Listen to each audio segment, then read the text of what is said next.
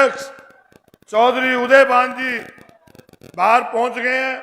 सबसे पहले वो हमारे पूर्व प्रधानमंत्री स्वर्गीय राजीव गांधी जी की पुण्यतिथि पर उन्हें पुष्प अर्पित करके उनको श्रद्धांजलि देंगे और उसके बाद मंच पर आएंगे।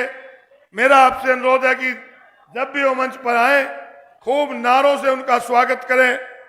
गाना वही गाना लगा दें।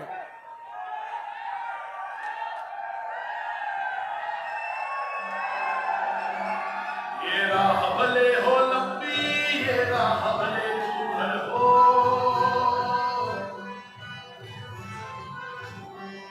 इस राह पे चलते चलते हमको गाते जाना है।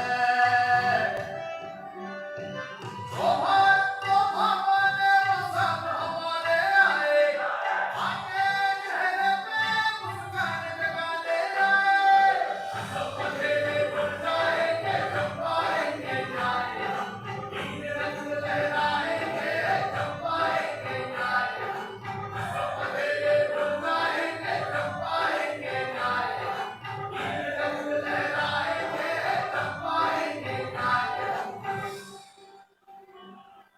न्याय जो मजदूर किसानों की मेहनत से रंग लाए, हर औरत के साथ चले, हर एक युवा के संग आए। न्याय जो भागीदारी का हर एक को अपनाए, आज न्याय का कर्तव्य में कभी कभी लहराए। हम जुड़े और जुड़ जाएंगे जब पाएंगे न्याय, तीन रंग लहराएंगे जब पाएंगे न्याय। हम जुड़े और जुड़ जाएंगे जब पाएंगे न्याय, तीन रंग लहराएंगे जब पाएंगे न्याय। कांग्रेस पार्टी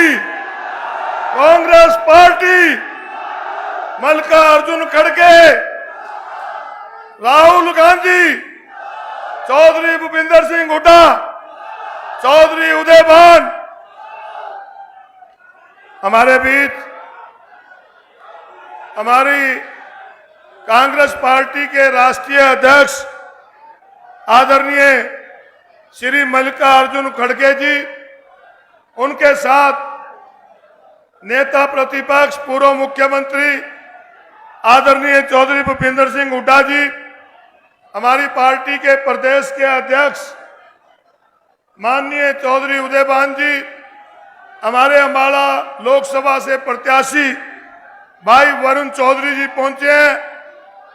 हम सब उनका यहां पर पहुंचने पर हार्दिक स्वागत करते हैं। मेरा अनुरोध है कि आप सभी ताड़ियां बजाकर अपने नेताओं का स्वागत करें।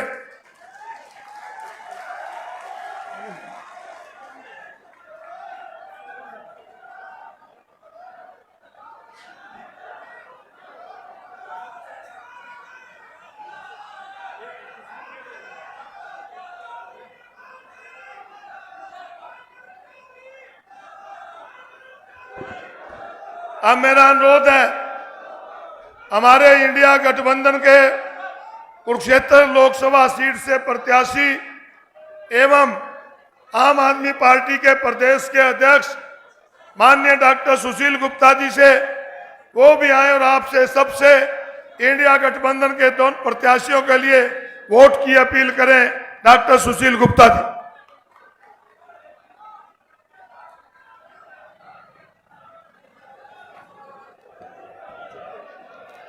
भारतीय राष्ट्रीय कांग्रेस के अध्यक्ष श्री मल्लिकार्जुन खड़गे जी, हरियाणा के पूर्व मुख्यमंत्री और नेता प्रतिपक्ष चौधरी भूपेंद्र सिंह हुड्डा जी, हरियाणा प्रदेश कांग्रेस के अध्यक्ष चौधरी उदय भान जी, श्रीमती अलका लांबा जी, वरुण मुलाना जी, चौधरी निर्मल सिंह जी, श्री अशोक अरोड़ा जी, श्री BL सैनी जी, मेवा सिंह जी, रामकिशन जी, चित्रा सरवारा जी, आदर्शपाल जी, शैली चौधरी जी, रेणु बाला जी और मंच के ऊपर बैठे हुए सभी लीडर्स और मंच के सामने बैठे हुए बुजुर्गों, नौजवान साथियों, माता बहनों, प्यारे बच्चों, सबको हाथ जोड़ के नमस्कार। सबसे पहले मैं श्रद्धांजलि अर्पित करता हूं भारत के पूर्व प्रधानमंत्री श्री राजीव गांधी जी के चरणों में, जिनका आज ये बलिदानी दिवस है। आज इस मौके पे हरियाणा के अंदर आए हुए मैं मल्लिकार्जुन खड़गे जी का भी दिल से अभिनंदन करता हूं हरियाणा की जनता की तरफ से। आज पूरे देश के अंदर एक बात प्रसिद्ध हो गई है कि चीन के सामान की और मोदी की जबान की कोई गारंटी नहीं है। अब पूरा देश चाहता है कि बदलाव आए, इंडिया गठबंधन आए, ईमानदार सरकार बने, युवाओं को रोजगार मिले, कर्मचारियों को ओल्ड पेंशन स्कीम मिले, व्यापारियों को भय मुक्त वातावरण मिले, किसान को एमएसपी मिले, महिलाओं को बराबरी में चलने का अधिकार मिले। आज पूरे हरियाणा के अंदर गांव-गांव के अंदर एक तरफा माहौल हो चुका है।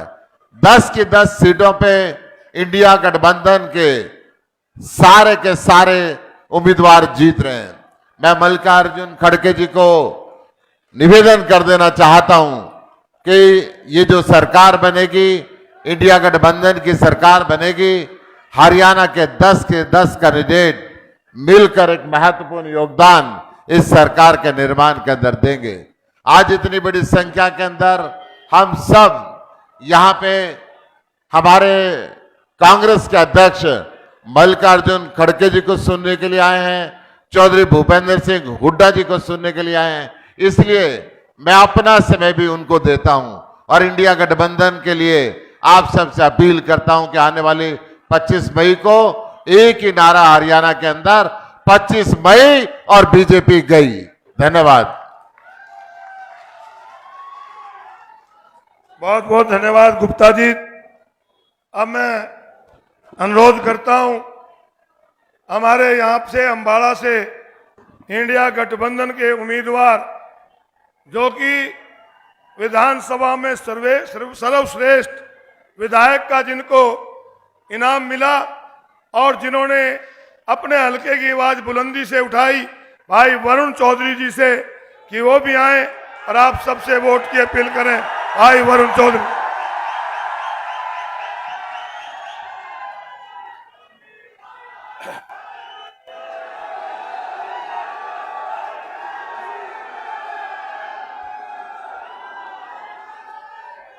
हमारे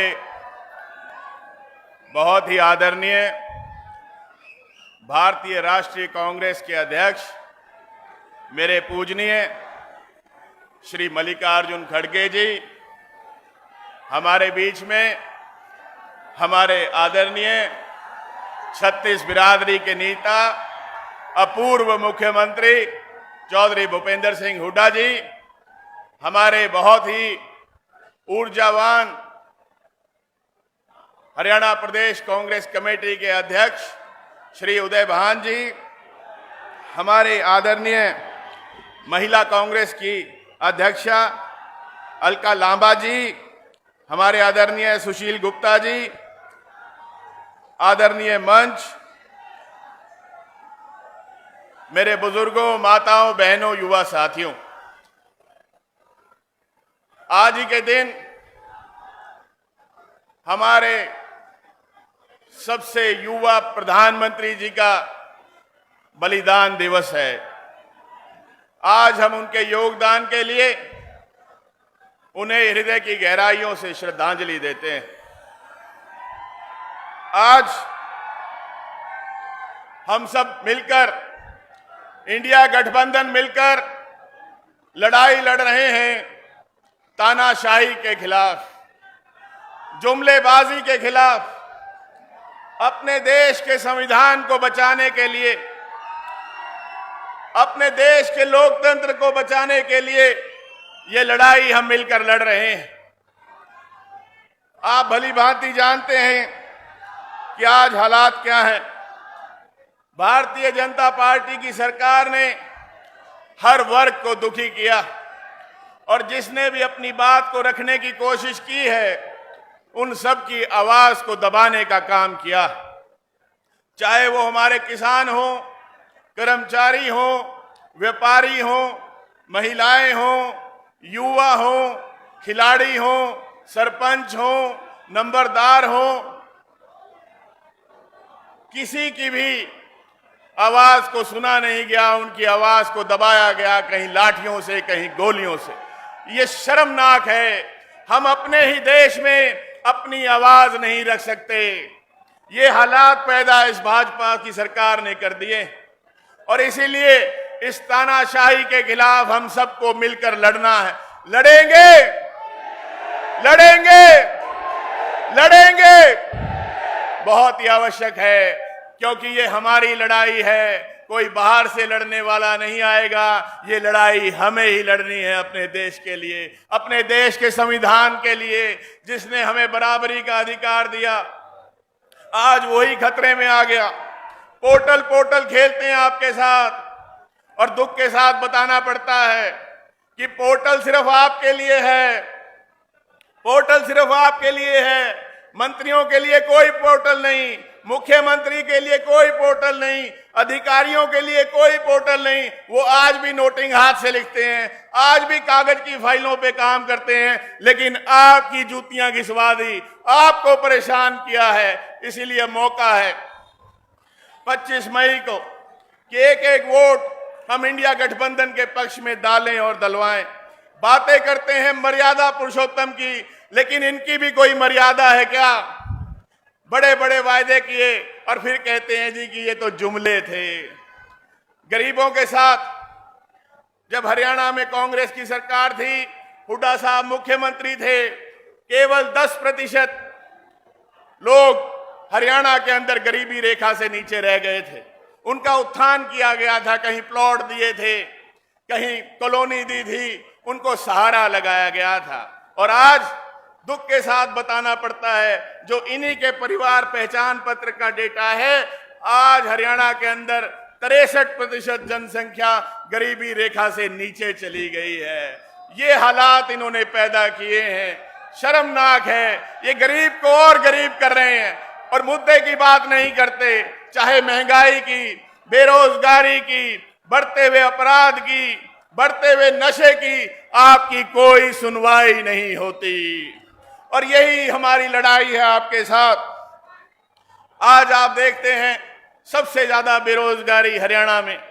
हमारी प्लाईवुड इंडस्ट्री बंद हुई, हमारी पेपर मिल बंद हुई, हमारी HMT बंद हुई, हमारी साइंटिफिक इंस्ट्रूमेंट इंडस्ट्री वो स्ट्रेस में है, किसी को कुछ नहीं मिला। आपकी जेबें खाली हुई हैं, किसी को नहीं कुछ मिला। और इसीलिए आपकी लड़ाई को लड़ने के लिए इंडिया गठबंधन द्वारा, कांग्रेस पार्टी द्वारा, हमारे शीर्ष नेतृत्व द्वारा आपकी लड़ाई लड़ने के लिए मुझे आपका उम्मीदवार बनाया गया। और आप जानते हैं जिस प्रकार से आपकी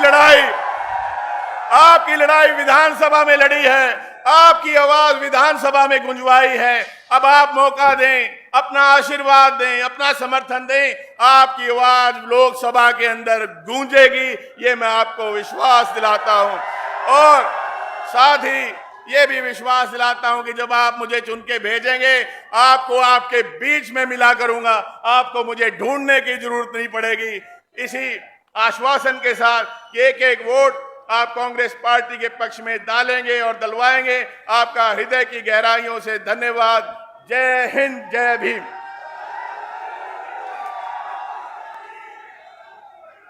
बहुत बहुत धन्यवाद वरुण जी।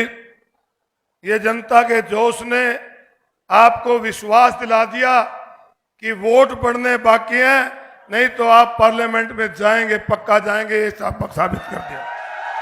अब मेरा अनुरोध है हमारी पार्टी के हरियाणा प्रदेश के अध्यक्ष, बहुत ही जुझारू, जिनके अगुवाई में हरियाणा प्रदेश आज 10 की 10 लोकसभा सीटें इंडिया गठबंधन की झोली में हमारे राष्ट्रीय अध्यक्ष मल्लिकार्जुन खड़गे की झोली में डालने जा रहे हैं। हमारे अध्यक्ष चौधरी उदयभान जी। भारतीय राष्ट्रीय कांग्रेस के अध्यक्ष सम्मान्य श्री मल्लिकार्जुन खड़गे जी, हरियाणा प्रदेश कांग्रेस विधायक दल के नेता नेता प्रतिपक्ष पूर्व मुख्यमंत्री आदरणीय चौधरी भूपेंद्र सिंह हुड्डा जी, हमारे बीच में उपस्थित महिला कांग्रेस की अध्यक्षा बहन अलका लांबा जी, सीडब्ल्यूसी के सदस्य मेंबर पार्लियामेंट आदरणीय श्री नासिर हुसैन जी, हमारे बीच में उपस्थित हमारे आम आदमी पार्टी के कुरुक्षेत्र से आम आदमी पार्टी के लोकसभा के उम्मीदवार आदरणीय श्री सुशील गुप्ता जी और आपके हर समय के सुख दुख के साथी, हरियाणा की विधानसभा में अपने विधानसभा का डंका बजवाने वाले जो सर्वश्रेष्ठ विधायक के रूप में चुने गए, वो आज आपके पार्टी के कांग्रेस पार्टी के अंबाला से लोकसभा के उम्मीदवार आदरणीय श्री वरुण चौधरी जी, हमारे सभी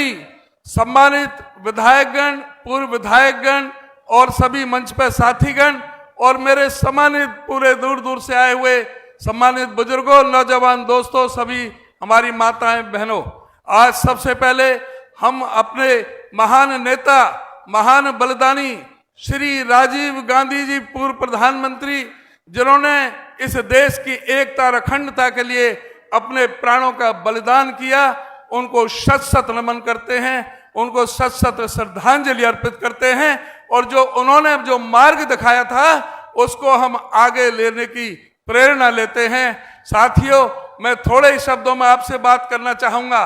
25 मई को जो चुनाव होने जा रहा है और जो 4 जून को रिजल्ट आने वाला है, इस देश की राजनीति की दिशा और दशा को ये दिखाने वाला है।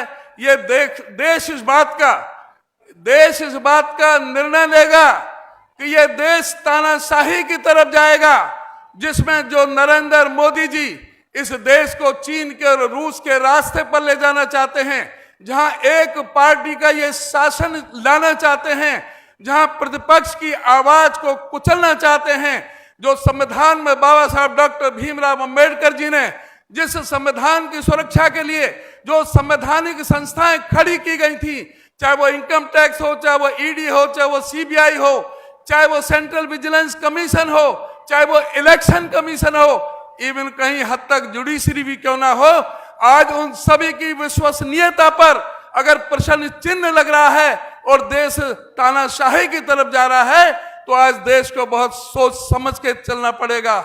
आज देखना पड़ेगा जो हमारे कांग्रेस पार्टी के स्वाधीनता संग्राम के सेनानियों ने, जो कांग्रेस के नेताओं ने बाबा साहब डॉक्टर भीमराव अंबेडकर की अध्यक्षता में जो संविधान को बनाने की जो जिम्मेदारी दी थी और 2 वर्ष 11 मिनट 18 दिन लेकर के इस देश के दलित, पीड़ित, शोषित, उपेक्षित, सर्वहारा वर्ग के, गरीब समाज के, इस देश के हिंदू, मुस्लिम, सिख, ईसाई को, सभी व्यक्ति को, इस देश में रहने वाले प्रत्येक नागरिक को बराबर का समान अधिकार देने का, समान अभिव्यक्ति को प्रदान करने का, लिखने का, राइटिंग का, लिखने का अधिकार प्रदान करने का और सबको अपनी मर्जी के मुताबिक पूजा पद्धति का जो अधिकार दिया था, और सबको, चाहे इस देश के राष्ट्रपति हो, चाहे सफाई कर्मचारी हो, चाहे कितना भी बड़ा अमीर हो, कितना गरीब से गरीब व्यक्ति हो, सबको समान वोट का अधिकार दिया था।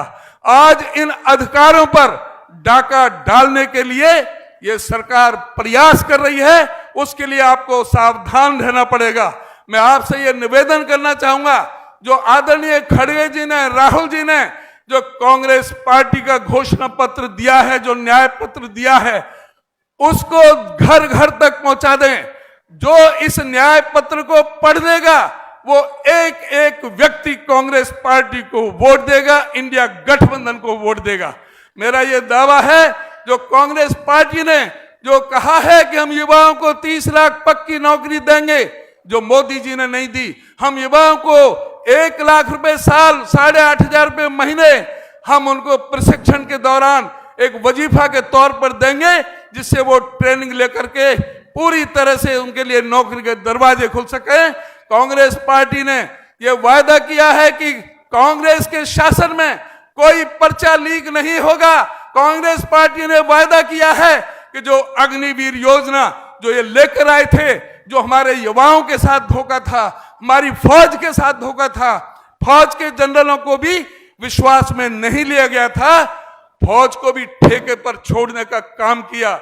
मैं आपसे निवेदन करूंगा, कांग्रेस पार्टी ने स्पष्ट घोषणा की है कि हम इस अग्निवीर योजना को फाड़ करके डस्टबिन में डाल देंगे और जैसे पहले फौज में भर्ती हुआ करती थी उसी तरह से हम फौज में भर्ती करने का काम करेंगे।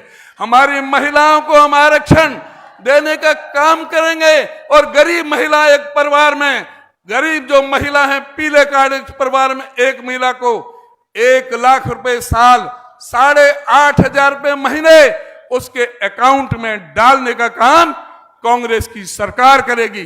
कांग्रेस पार्टी ने वादा किया है anganwadi worker, ASHA worker, mid day meal worker, जो गरीब औरतें हैं, गरीब परिवारों से हैं, उनकी सबकी तनख्वाह डबल करने का काम करेंगे और देश में और नई 14 लाख आंगनवाड़ी भर्ती करने का काम करेंगे।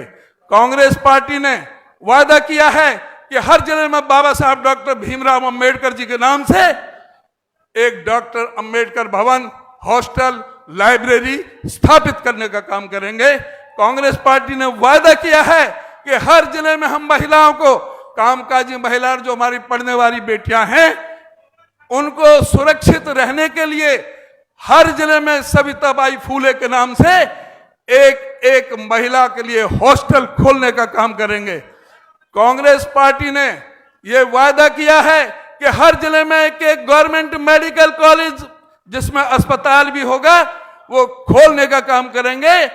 और कांग्रेस पार्टी का यह भी वादा है कि कोई गरीब आदमी इलाज कराने जाएगा, कैसी भी बीमारी हो, वो किसी भी अस्पताल में जाएगा तो 25 लाख रुपए तक का इलाज पूरी तरह से मुफ्त करने का काम कांग्रेस पार्टी करेगी। हम नवोदय स्कूल और सेंट्रल स्कूलों की भी संख्या बढ़ाने का काम करेंगे। गरीब आदमियों को जो राशन मिलता है, राशन जो 5 किलो है उसको 10 किलो करेंगे, दाल भी देंगे, चीनी भी देंगे, सरसों का तेल भी हम देने का काम करेंगे। कांग्रेस पार्टी का यह भी वादा है, जो इन्होंने किसानों के साथ जो धोखा किया, 750 किसानों को अपने प्राणों का बलिदान देना पड़ा, उस एमएसपी के लिए कांग्रेस पार्टी लीगल गारंटी देती है। Congress party Swaminathan report C2+50 के हिसाब से किसानों के जिन्सों का दाम तय करेगी। कांग्रेस पार्टी किसानों में इस्तेमाल होने वाले सारे उपकरण, सारे जो खाद हो, बीज हो, चाहे कीटनाशक दवाइयां हो, सब में जो भी कांग्रेस पार्टी जो किसानी में इस्तेमाल होती है उस पर कोई भी टैक्स नहीं लिया जाएगा। इस तरह से हर वर्ग के लिए यह कहा है कि किसान के, गरीब के कर्जे माफ करने का काम पार्टी करेगी और मनरेगा मजदूर को 400 रुपए सेंट्रल गवर्नमेंट से मजदूरी देने का काम करेंगी। इन चीजों को आप जनता तक पहुंचाएं। मैं बहुत धन्यवाद, और मैं आदरणीय श्री मल्लिकार्जुन खड़गे जो हमें आशीर्वाद देने के लिए आए हैं, मैं हरियाणा प्रदेश कांग्रेस की तरफ से उनका बार बार मैं धन्यवाद करता हूं, उनको नमन करता हूं, उनका बहुत बहुत शुक्रिया अदा करता हूं। धन्यवाद। बहुत बहुत धन्यवाद प्रधान जी, आपने अपनी सारी बातें कांग्रेस पार्टी की तरफ से कही। ये जो बच्चे ऊपर खड़े हैं इनसे प्रार्थना नीचे उतर जाए, पीछे एलईडी है उसके कनेक्शन टूट जाएगा। क्या साहब जी नीचे उतर जाए सारे। अब मेरा अनुरोध है, हरियाणा प्रदेश के पूर्व मुख्यमंत्री, नेता प्रतिपक्ष, जिन्होंने हरियाणा प्रदेश को विकास के मामले में नंबर 1 का प्रदेश बनाया, आदरणीय चौधरी भूपिंदर सिंह हुड्डा। चौधरी भूपिंदर सिंह हुड्डा जिंदाबाद, कांग्रेस पार्टी जिंदाबाद। आदरणीय हुड्डा साहब।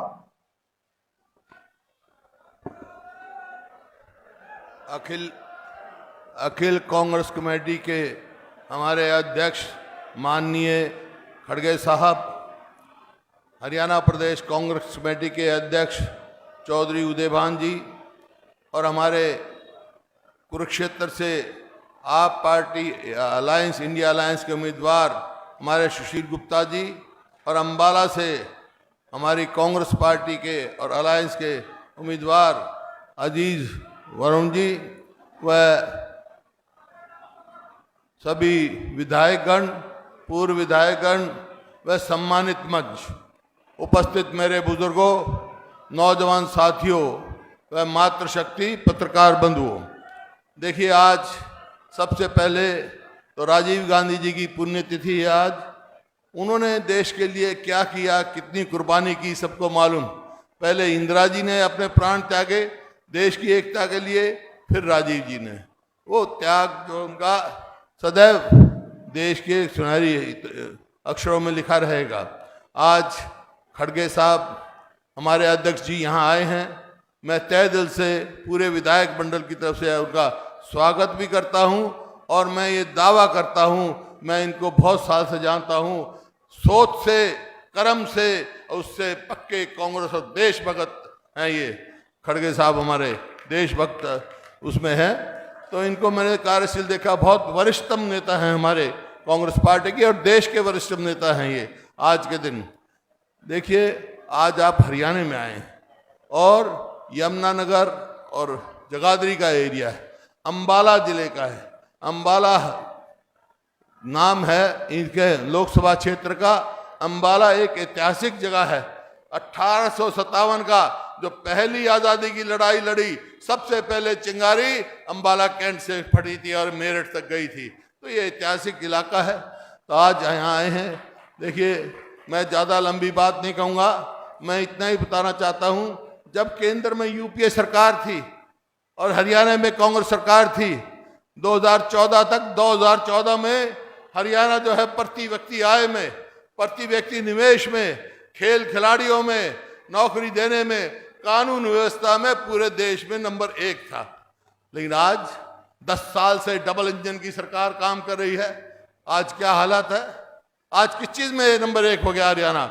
आज बेरोजगारी में नंबर 1 है देश में हरियाणा। आज महंगाई में और कानून व्यवस्था तक तो कोई चीज रही नहीं। तो ये आज परिस्थिति है। मैं खड़गे साहब को बताना चाहता हूँ, इस किस्म की परिस्थिति है और आज काफी गंभीर सिचुएशन है। आज दुनिया, हमारा पूरा हरियाणा नहीं, पूरा देश खड़गे साहब आपकी ओर देख रहा है, कांग्रेस पार्टी की ओर देख रहा है, इंडिया अलायंस की ओर देख रहा है। जो खबरें मिल रही हैं उसके आधार पर मैं आज कह के जा रहा हूँ, केंद्र में इंडिया अलायंस की, इंडिया गठबंधन की सरकार बनने जा रही है। और मैं जहां पे आया हूं वो ये खुशहाल एरिया था, पेपर मिल थी, यहाँ प्लाईवुड का इतना काम था। आज हमारे अध्यक्ष जी का हेलीकॉप्टर उतरा पेपर मिल में, पेपर मिल बंद, प्लाईवुड का काम बंद, कोई इंडस्ट्री नहीं। बस मैं तो ये कहने आया हूं, हमारे को मौका मिलेगा, केंद्र में बनेगी और हरियाणा में भी कांग्रेस की सरकार बनेगी, इस जगाधरी एरिया को वैसा ही इंडस्ट्रियल एरिया बना देंगे जब जैसा पहले था, ताकि हम आगे विकास कर सके, जा सके, क्योंकि ये पिछड़ गया।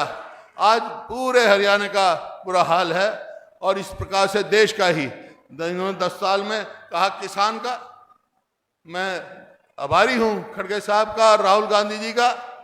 जब ये रायपुर में अधिवेशन हुआ, अध्यक्ष बने ये थे, तो एक प्रस्ताव, मेरी जिम्मेवारी लगाई, प्रस्ताव किया किसान के लिए और वहां ये पास किया गया कि किसान को एमएसपी की लीगल गारंटी दी जाएगी, स्वामीनाथन C2 प्लस 50% का भाव दिया जाएगा, कर्जा माफ किया जाएगा।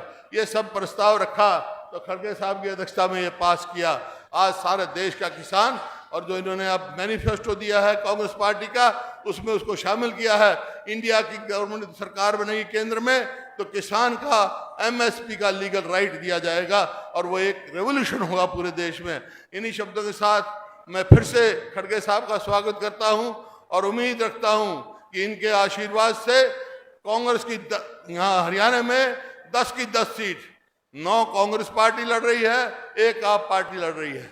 देखिए ये गठबंधन, एक बात सवाल आता है कि ये कांग्रेस इतनी बड़ी पार्टी है, इसको गठबंधन की क्या जरूरत थी? 26 पार्टियों का गठबंधन, मकसद और एक ही मकसद से ये इकट्ठे हुए सब कि अपने देश के संविधान को बचाना है। संविधान बचेगा तो प्रजातंत्र बचेगा, प्रजातंत्र बचेगा तो आपके अधिकार बचेंगे, इवन वोट देने का अधिकार बचाना है। तो भाई आज मिलकर इंडिया गठबंधन को कामयाब करें। इन्हीं शब्दों के साथ बहुत बहुत धन्यवाद।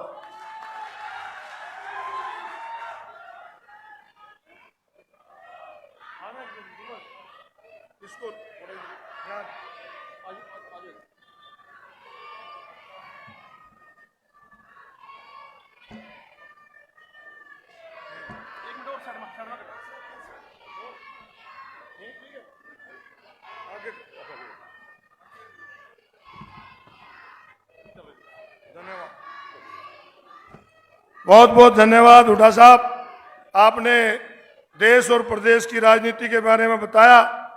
अब मैं एक ऐसे नेता को मंच पे बुलाना चाहूंगा जो लगातार 50 साल तक देश की लोकसभा के मेंबर रहे, कभी हारे नहीं, जिन्होंने ब्लॉक प्रेसिडेंट से अपना सफर शुरू किया और आज हमारे राष्ट्रीय अध्यक्ष के रूप में हमारे बीच हैं। बहुत ही संघर्षशील, बहुत ही जुझारू नेता आदरणीय श्री मल्लिकार्जुन खड़गे। मैं आपसे प्रार्थना करूंगा कि उनके बोलने से पहले नारे लगाएं, कांग्रेस पार्टी, कांग्रेस पार्टी, श्री मल्लिकार्जुन खड़गे, श्री मल्लिकार्जुन खड़गे, राहुल गांधी, चौधरी भूपेंद्र सिंह हुड्डा, चौधरी उदय भान। आदरणीय खड़गे साहब आए और अपने कार्यकर्ताओं को संदेश दें। माननीय खड़गे।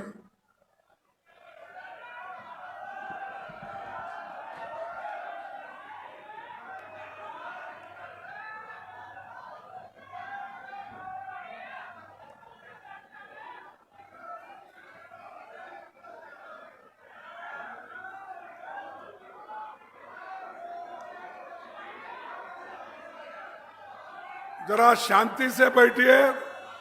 मैं 10-15 मिनट में अपनी तकरीर को ख़त्म करूंगा, तो कोई आप शांति से सुनिए, मैं आपसे निवेदन करता हूं। इस मंच पर बैठे हुए हमारे पूर्व मुख्यमंत्री और सीएलपी लीडर श्री भूपेंद्र सिंह हुड्डा जी, अध्यक्ष उदयभान जी, सीडब्ल्यूसी के मेंबर नासिर हुसैन जी, महिला कांग्रेस की अध्यक्ष अलका लांबा जी, अंबाला लोकसभा के उम्मीदवार वरुण चौधरी जी और गठबंधन के उम्मीदवार कुरुक्षेत्र से श्री सुशील गुप्ता जी, मंच पर बैठे हुए मेरे सारे भाइयों और हमारे बुजुर्ग नेताओं और यहाँ पर जमा हुए मेरे माताओं, युवा मित्रों, किसान भाइयों और मीडिया के मेरे दोस्तों, सबसे पहले मैं भारत रत्न राजीव गांधी जी की शहादत दिवस पर उनको हृदयपूर्वक श्रद्धांजलि अर्पित करता हूं। आप सभी जानते हैं कि भारत के संसदीय इतिहास में अब तक का सबसे भारी बहुमत 1984 में राजीव जी के नेतृत्व में आया था। कांग्रेस पार्टी 414 सीटें जीती थी। उस दौरान राजीव जी ने समाज के सभी तबकों को ध्यान में रखकर 11 महत्वपूर्ण नीतियां उन्होंने बनाई थी। एंटी डिफेक्शन लॉ बनाया गया। आज जो चीजें हमारे जीवन पर असर डाल रही है, जैसे संचार और आईटी क्रांति तथा कंप्यूटराइजेशन की बुनियाद उन्होंने ही रखी थी। आधुनिक पंचायती राज की बुनियाद भी उन्होंने रखी, जिसके कारण देश भर में 30,45,000 पंचायती प्रतिनिधि बने, उसमें 14 लाख महिलाएं पंचायती प्रतिनिधि बने। ऐसा मौका कोई नहीं दिया, सिर्फ राजीव गांधी जी ने दिया। ये हमको याद रखना चाहिए।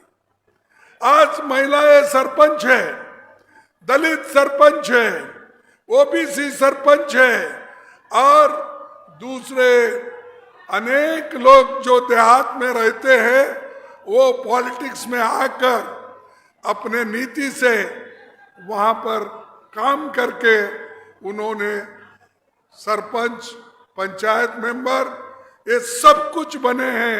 ये कांग्रेस के वजह से, ये आप सब लोगों को ध्यान रखना चाहिए। 20 साल पहले 21 साल वोटरों का उम्र थी, लेकिन राजीव गांधी जी ने आप तमाम यंगस्टर्स को वोटिंग का अधिकार देने के लिए उन्होंने 21 उम्र को निकालकर 18 साल कर दिया और पूरे नौजवानों को वोटिंग का पावर दिया। यह हमारी देन है। हम चुप कहीं मोदी जी के जैसा बात नहीं करते, काम करके दिखाए हैं, उसका बेनिफिट भी लोगों को मिला है। लेकिन फिर भी ये बीजेपी के लोग बार बार ये कहते हैं कांग्रेस पार्टी, अब तो 70 साल पहले बोलते थे, अब छोड़ दिए वो लोग। अब बोलते हैं 55 साल में कांग्रेस क्या की। अरे मैं बार बार बोलता हूं ये बात मत बोलिए। मोदी जी और आपके साथी लोगों को कहो कि कांग्रेस ने क्या किया, ये पूछो कांग्रेस ने क्या नहीं किया। हमने सब कुछ किया, इसीलिए आप मोदी जी इस देश के प्रधानमंत्री बने। नहीं तो आपको कोई पूछने वाला नहीं था। जब पंडित जवाहरलाल नेहरू जी, डॉक्टर बाबा साहब अंबेडकर, इन्होंने मिलके जो इस संविधान बनाया देश का, उस संविधान से आज तुम प्रधानमंत्री बने हो और शाह होम मिनिस्टर बने हैं। और आप जितने भी एमएलए, एमपी किसी जात के हो, किसी धर्म के हो, वो एमएलए बन सकते, एमपी बन सकते, जिला पंचायत अध्यक्ष बन सकते, म्युनिसिपालिटी के अध्यक्ष बन सकते, मेयर बन सकते। ये किसकी देन है? ये देश के संविधान की देन है, डॉक्टर बाबा साहब अंबेडकर की देन है। और फिर भी आज बीजेपी पूछती है कि आपने क्या किया। हमने बहुत कुछ किया। अभी ये बता रहे थे हमारे हुड्डा साहब कि 10 साल पहले वो जो यहां पर चीफ मिनिस्टर रहे, आप सब लोगों को तो मालूम है, जब यहां थे, यहां के इंडस्ट्रीज कितने प्रॉस्परस थे और पेपर मिल, प्लाईवुड के बड़े कारखाने और भी कारखाने यहां पर लाए गए, उसको चलाया गया, लोगों को एम्प्लॉयमेंट मिली। अब मोदी जी के जमाने में क्या हो गया? उन्होंने तो एम्प्लॉयमेंट देने का बंदी कर दिया, महंगाई बढ़ गई, अनएम्प्लॉयमेंट बढ़ गया। लेकिन मोदी अभी भी कहते हैं आप मुझे साथ दो, मैं देश का विकास करूंगा। अरे देश का क्या विकास करते हैं? मेरे को बताओ। जैसा पंडित जवाहरलाल नेहरू जी ने बड़े बड़े डैम बनाए, भाखरा नानल जैसे, हीरा कुंड जैसे और भी बनाए, और कारखाने बनाए, एचएमटी जैसे, एचएएल जैसे, बीईएल जैसे, ये सब कारखाने बनाकर लाखों लोगों को उन्होंने एम्प्लॉयमेंट दिया। और आप क्या कर रहे हैं? आप एम्प्लॉयमेंट छीन ले रहे हैं। और जो जनता अपने पसीने से टैक्स देकर जो बड़े बड़े कारखाने तैयार किए थे, बड़े बड़े जो इंडस्ट्रीज थे, पब्लिक सेक्टर थे, उसको मोदी जी एक एक करके अमीरों के हवाले कर रहे हैं, अदानी और अंबानी के हवाले कर रहे हैं। पैसा हमारा, तुम्हारे दोस्तों को फायदे के लिए ये काम कर रहे हो। आप कहते हो मैं सच्ची देशभक्त हूं, देश मेरे वजह से आज मजबूत है। क्या मजबूत है? अरे तुम तो पहाड़ खोद के चूहा निकालने वाले लोग हैं। और हमारे पास ऐसे नेता हो गए, इंदिरा गांधी जी पाकिस्तान के 2 टुकड़े करके बांग्लादेश को आजाद करके आज एक सेपरेट नेशन राष्ट्र बना के दिए, 1 लाख लोगों को जेल में रखा। तुम तो हमेशा वही बात करते हैं, मैं वो किया, ये किया, ये पहाड़ से वो चूहा निकाला, वो पहाड़ से बिल्ली निकाली। ऐसी बात करने से देश की मजबूती बनती है। जो आयरन लेडी इंदिरा गांधी जी के निर्णय और कंप्यूटराइजेशन का एज, पंचायत हुकूमत को स्थापन करने में हमारे राजीव गांधी जी ने काम किया, उसको काम कहते हैं। नेहरू जी ने किया, उसको काम कहते हैं। तुम तो सिर्फ भैंसों का की गिनती करते हो। मैं गया था अहमदाबाद, वो बोल रहे थे, एक तकरीर उनकी भी चल रही थी, ऐसा मेरा भी एक जगह तकरीर चल रहा था। भाइयों और बहनों, गुजरातियों, आप होशियार रहो। अगर कांग्रेस हुकूमत में आएगी तो आपकी सब संपत्ति छीन लेंगी और आपका घर का एक्सरे करके मंगलसूत्र कहाँ है और जो भी चीजें तुम्हारे घर में, सोना कहाँ है, चांदी कहाँ है, ये सब बाहर निकाल के वो दूसरों को देंगे। अगर तुम्हारे पास 2 एकड़ जमीन है, 1 एकड़ जमीन उन्होंने दूसरों को देंगे। आपके पास अगर 2 भैंस है, 1 भैंस वो मुसलमानों को देंगे। ये उन्होंने ही कहा, ये हमारे शब्द नहीं है, ये मोदी के शब्द है। ऐसे एक प्राइम मिनिस्टर ऊंची जगह पे बैठ के अगर ऐसी बात करते हैं तो क्या कहना चाहिए? ऐसों को फिर से वोट देना? मैं पूछता हूं, फिर से वोट देना? नहीं। तो और फिर भी लोग अभी भी चंद लोग हैं मोदी मोदी बोलने वाले। अरे भाई, वो तो झूठों का सरदार है, फिर भी आप मोदी बोलते हो।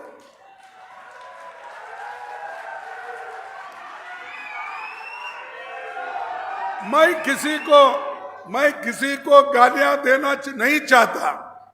मैं मोदी के खिलाफ नहीं हूं, लेकिन मोदी के विचारधारा के खिलाफ जरूर हूं और उससे लड़ रहा हूं।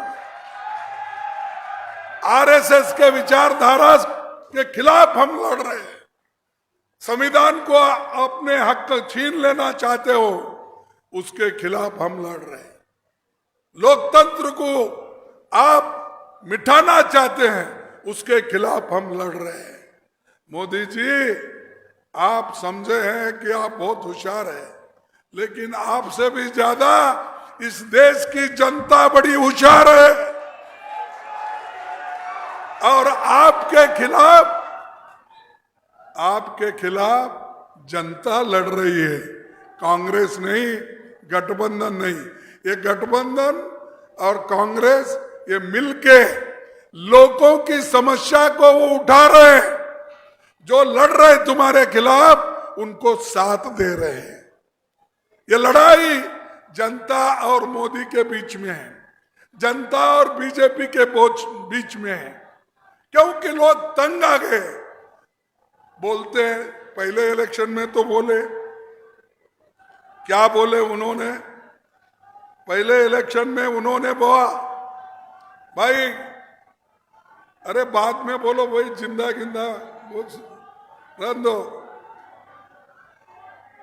मोदी जी ने ये बोला पहले इलेक्शन में, जरा जरा चुप बैठो भाई, बाद में बोलो जिंदाबाद जीत के आने के बाद। मोदी जी ने ये बोला, जरा चुप बैठो, क्या जी, कितने बार बोलना? मोदी जी इतने झूठ बोलते हैं। पहले एक क्या तुम्हारा वो बिठा, उनको कौन है वो?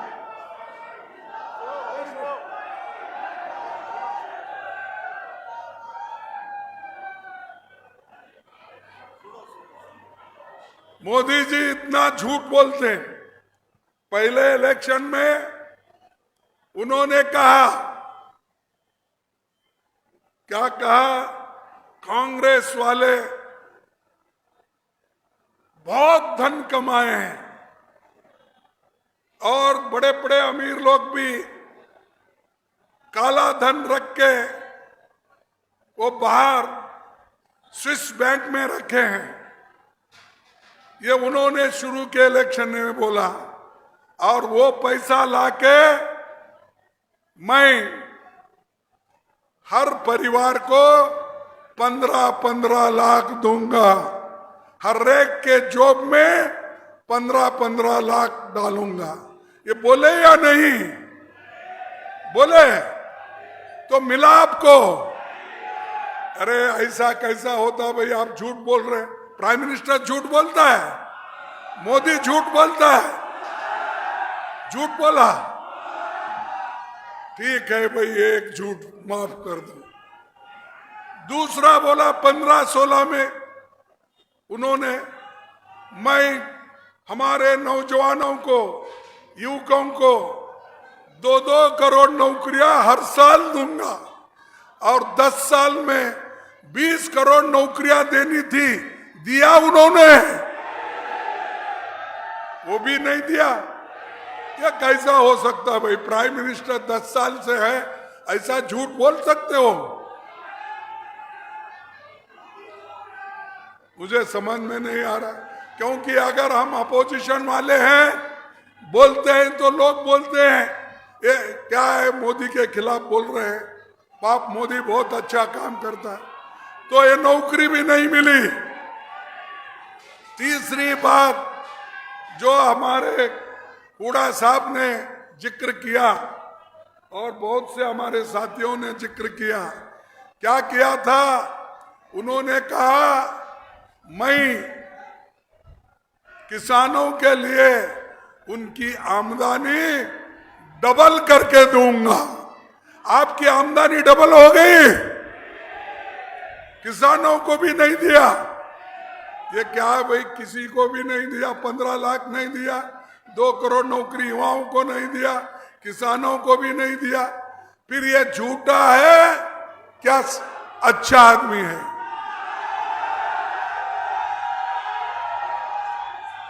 तो प्राइम मिनिस्टर झूठे हैं ना? हाथ उठाओ, कहो ये झूठा है। तो ऐसे प्राइम मिनिस्टर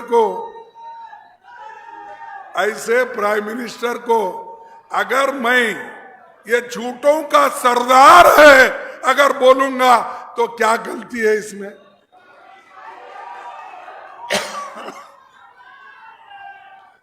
और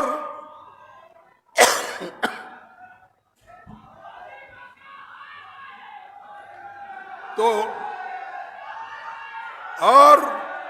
उन्होंने यहीं तक नहीं छोड़ा, दिल्ली के बॉर्डर पर हरियाणा के किसान, पंजाब के किसान 14 महीने से वहां पर बैठे, आंदोलन चला, लेकिन मोदी उसके बारे में बात नहीं किए और तीन काले कानून लाकर उन्होंने किसानों के हकूक को खत्म करने का काम किया।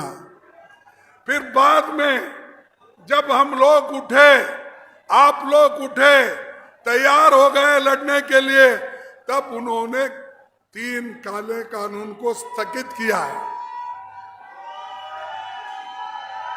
और बॉर्डर पे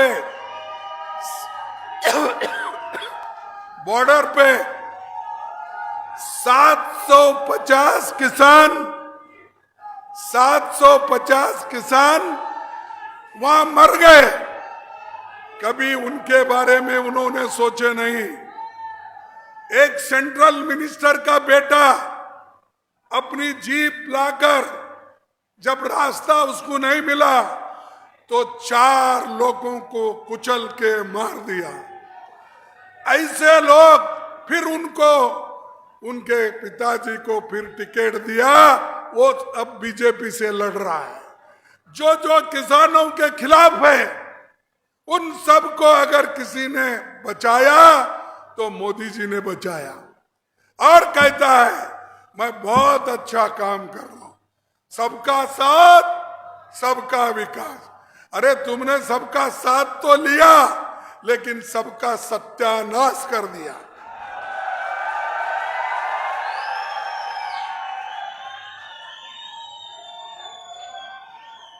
और मोदी जी हमेशा, उनकी आदत है कि किसी को पलने नहीं देते, परमानेंट जॉब नहीं देते, बेरोजगार को बेरोजगारी से रखना चाहते हैं।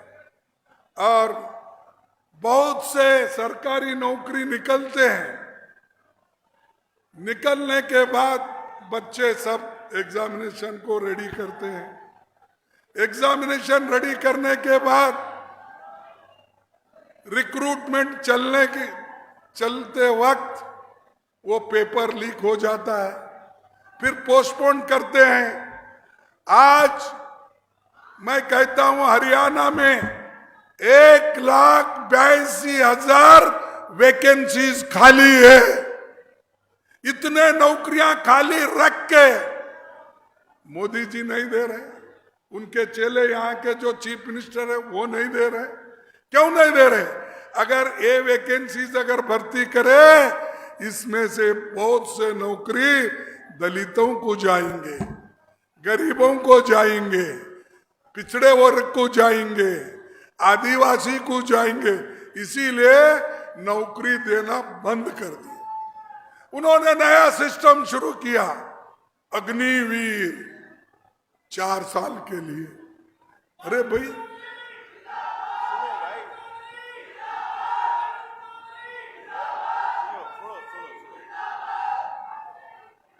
अब भाई 25 तारीख अगर तुम इलेक्शन में जिता के लाए तो रियल चौधरी बनेगा, अब चौधरी नहीं। 25 तारीख को चुन के लाओ, उस वक्त वो रियल चौधरी बनेगा। तब तक जरा सुनो। और मेरे भाइयों, अग्निवीर लाए 4 साल, उसके बाद वो बेकार होकर रास्ते पे फिर रहे। मिलिट्री में अगर भर्ती कर लेते, जितने भी वैकेंसीज है वो परमानेंट नौकरी करते थे। इसीलिए आज हरियाणा के लोग, नौजवान लोग, उनके माता पिता घर बेच के, जमीन बेच के, नौकरी नहीं है इसीलिए उनको फॉरेन भेज रहे। फॉरेन में नौकरी मिलो नहीं मिलो, वहां पर भेजकर उन बच्चों को अपने खाने पीने की व्यवस्था होने के लिए ये काम वो कर रहे हैं। लेकिन मोदी जी वो उन तरफ देखने की काम वो नहीं कर रहे और परमानेंट जॉब नहीं देना चाहते।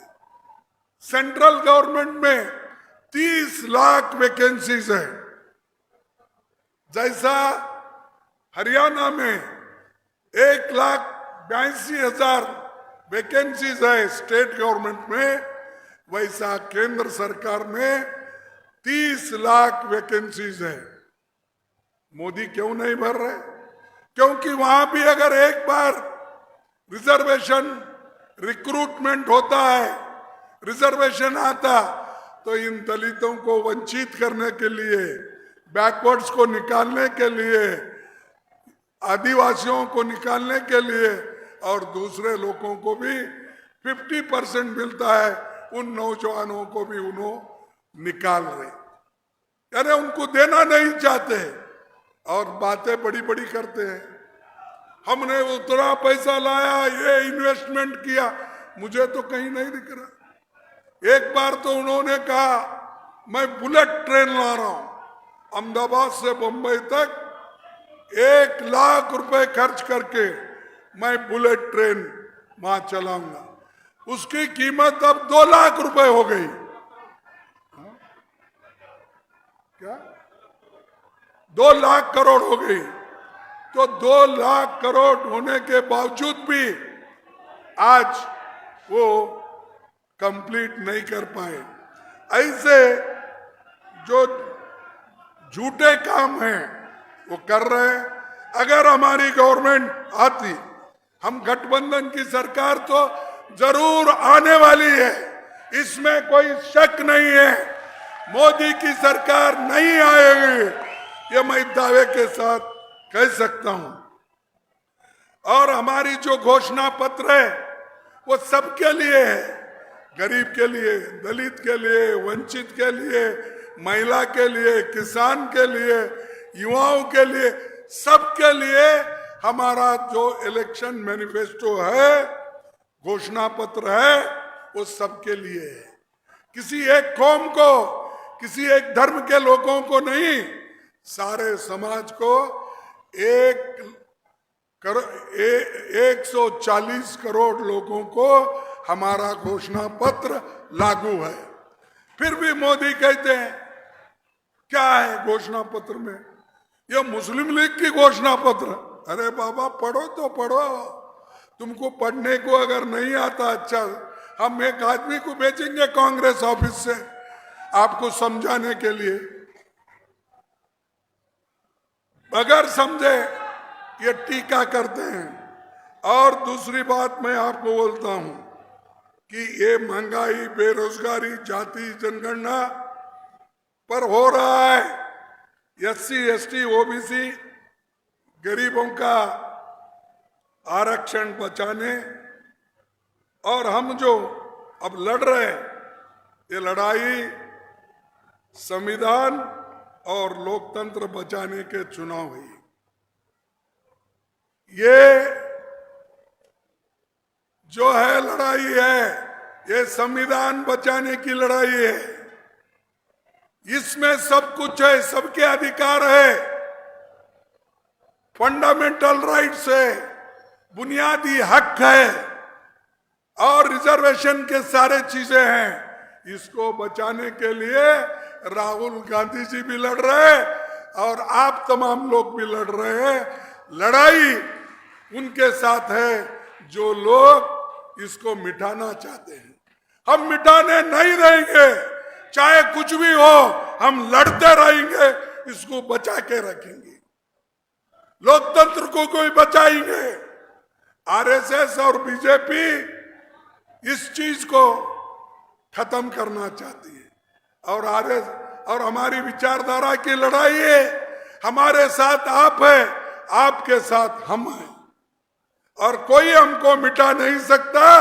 आप देखिए 5 तारीख को जादू होगा, इसीलिए तो मोदी परेशान है। हर दिल्ली से गली तक रोज फिर रहे हैं, पहले अभी कभी नहीं फिरते थे ऐसा। अब कहीं भी जाने दो, अरे आज क्या है, वो कौन सा बोलते, जीप में बैठ के निकालते ना, रोड शो, हर जगह रोड शो। पहले बाहर ही निकलते नहीं थे वो, सब दूरदर्शन था उस वक्त, दूर से उनका दर्शन लेना। अब गली गली वही दर्शन लेते रहे हैं और जीप में फिरते फिरते सब जगह जा रहे हैं भाइयों और बहनों।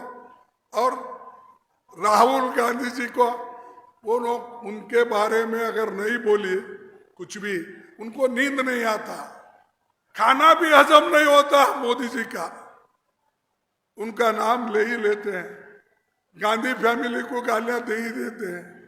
अरे भाई उनको क्यों, हुकूमत तुम्हारे पास है, तुम क्या कर रहे वो बोलिए। क्या राहुल गांधी जी प्राइम मिनिस्टर है? क्या सोनिया गांधी प्राइम मिनिस्टर है? क्या कांग्रेस पार्टी आज उस स्थान पे है जिस स्थान पे आप हो? आप 10 साल में कुछ नहीं कर पाए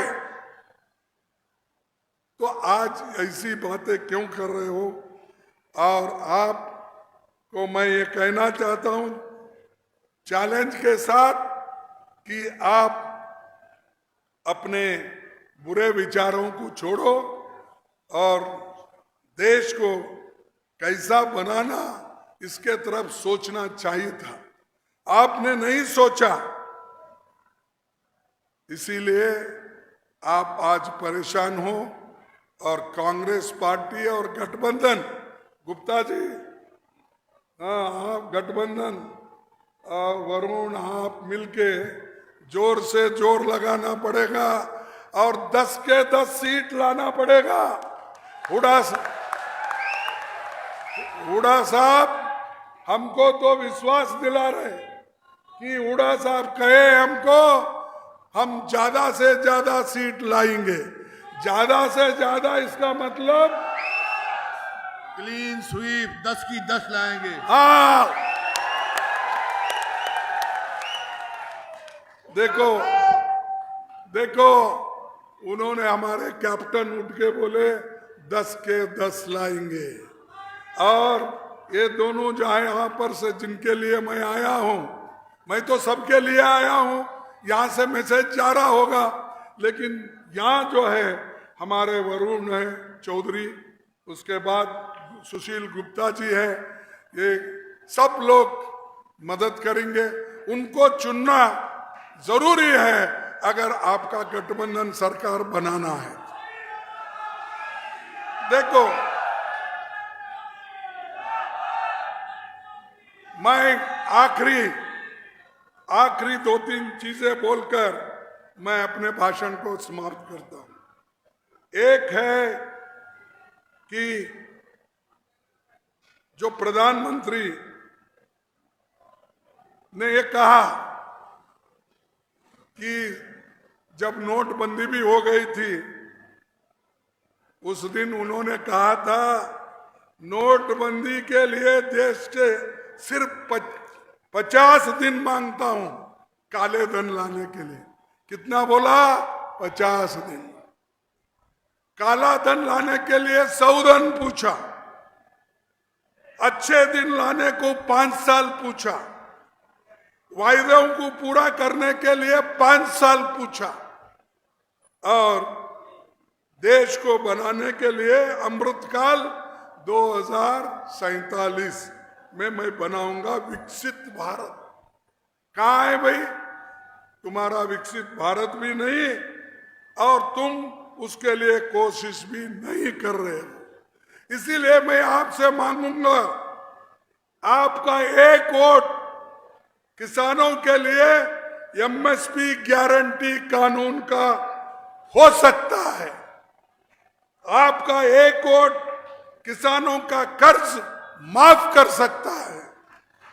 आपका एक वोट खेती से जीएसटी हटा सकती है। आपका एक वोट फसल नुकसान का 30 दिन में भुगतान करवा सकती है। ये सारी चीजें एक वोट से, आपके एक एक वोट से ये सब चीजें कर सकती है। तो मैं आपसे एक एक वोट मांग रहा, इसीलिए हम चुन ला हमारे लोगों को, हमारे पार्टी को, हम बता देंगे देश कैसा बनाना। ये तो जवाहरलाल नेहरू जी ने दिखाया है इंदिरा जी ने दिखाया है, राजू ने दिखाया है, तुम नहीं कर सके, हम फिर से करके दिखाएंगे। और हरियाणा एक नंबर 1 स्टेट होगा। और उसके बाद मोदी बोलेंगे मैं तो नहीं कर सका, मेरे चेले भी नहीं कर सके। ये कहां से आए वे कांग्रेस वाले, फिर नंबर 1 पे लाए। ये वो सोचते रहेंगे, हम काम करते रहेंगे।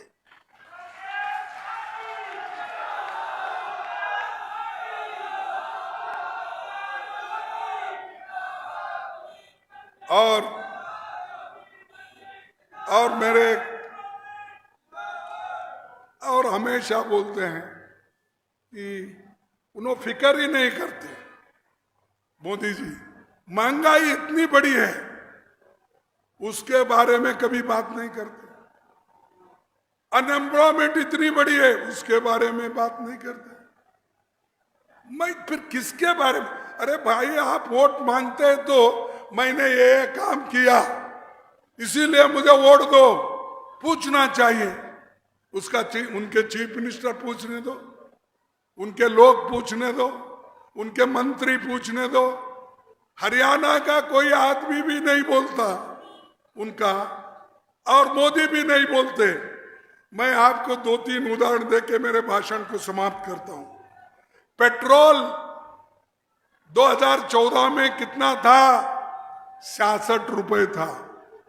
मोदी साहब, आपके जमाने में कितना है? पेट्रोल 102 रुपए है। डीजल हमारे जमाने में 52 रुपए था, आज क्या है? 90 रुपए है। एलपीजी 414 रुपए था हमारे जमाने में, 903 रुपए अब हो गया है मोदी के जमाने में। आटा 10 केजी 210 था, आज 447 हो गया। दूध की कीमत 39 रुपए थी उस वक्त, आज 66 रुपए हो गया। मस्टर्ड दाल 52 रुपए था, आज 150 रुपए हो गया।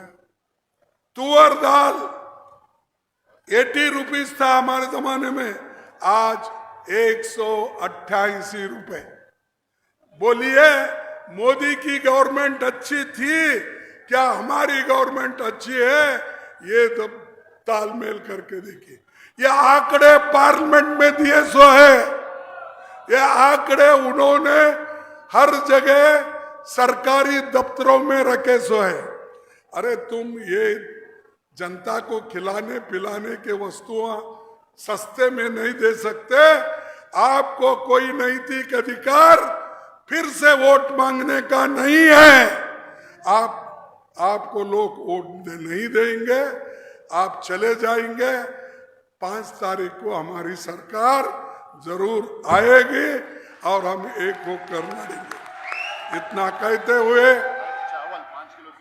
हाँ ये देखिए, और एक हमने ओडिशा में हालत देखने के बाद, जो आदिवासियों का, गरीबों का, ये सब देखने के बाद हमने तय किया कि 5 केजी चावल के बजाय हम 10 केजी चावल गरीबों को बांटेंगे। और महालक्ष्मी स्कीम जो 5 न्याय है, उस 5 न्याय में कम से कम 1 लाख रुपए हमारे माताओं को, जो घर में बड़ी होती है, घर चलाती है, उसको 1 लाख रुपए सालाना हम देंगे। युवा को ट्रेनिंग के लिए 1 लाख रुपए 1 साल को देंगे। और 1,82,000 बोला, चलिए अब ठीक है। ये तो मेरे पास नए आंकड़े आए, वो बोल रहे कि वैकेंसीज कितने हैं, बोले तो हरियाणा में सरकारी वैकेंसीज 2 लाख है। तो मैं बोला था 1,82,000। ठीक है, अभी भी वो भर्ती, अभी छानबीन करो और ज्यादा निकलेंगे, किस किस के पास छुपा के रखे। तो ये युवाओं के लिए 1 लाख रुपए ट्रेनिंग के लिए, नारी न्याय के लिए 1 लाख रुपए, किसानों का कर्ज माफ कर देंगे। जैसा कि हमारे मनमोहन सिंह जी और सोनिया गांधी जी 72,000 करोड़ किसानों का कर्जा माफ किया था, वैसा ही हम लाखों में भी रहा तो हम माफ करेंगे। नरेगा जैसी योजना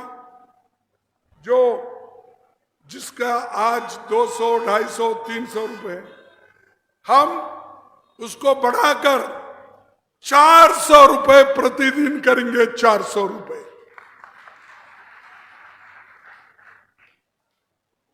और जनगणना, ये सारी जाति जनगणना, इन चीजों को हम ला रहे।